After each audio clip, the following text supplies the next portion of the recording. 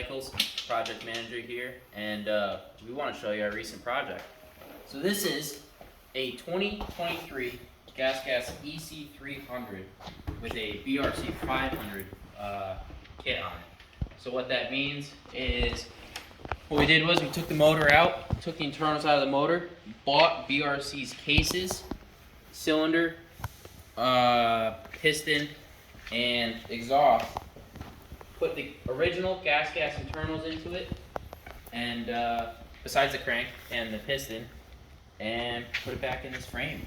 So this is a customer of ours. This is a special order, and the customer also asked if we could put an enduro kit on it because he wants to register it for the road. So we partnered with a company called Gasgas Racing, who makes full enduro lighting kits for pretty much every bike on the market, every modern bike, I should say.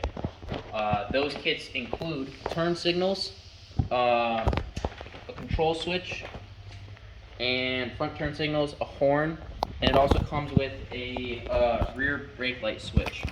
So what we just found out that we didn't know was that the Gasgases, and I believe it's the same thing with KTM and Husqvarna, the headlight comes with a high beam, low beam. But in order to access that, you need to have high beam, low beam switched, which they don't come with. But with Gasgas Racing, it's all plug and play. They designed this kit for this specific bike. There's no cutting wires, there's no soldering, there's no hooking up connectors. It is all 100% plug and play. Up here, they already have the holes pre-drilled for the turn signals. That was easy.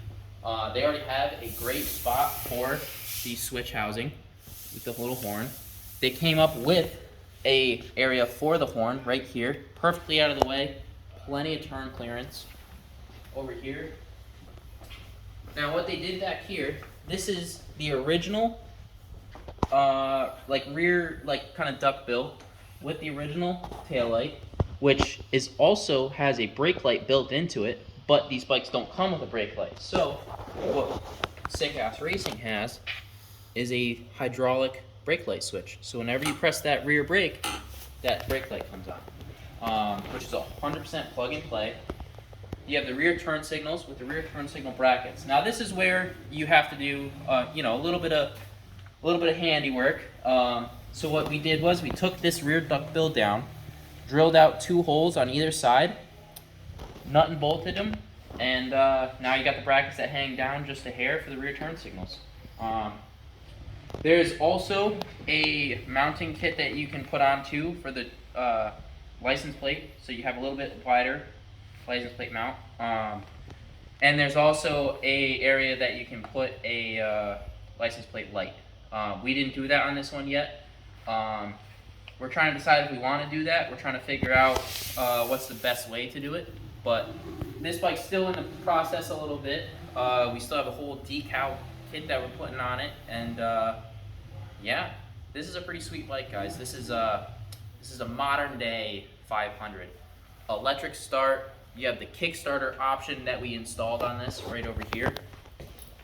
This is just in case your battery does end up dying or it gets too weak, which is very unlikely. I think today I started this bike probably 3 or 4 times and the battery has not had a single issue.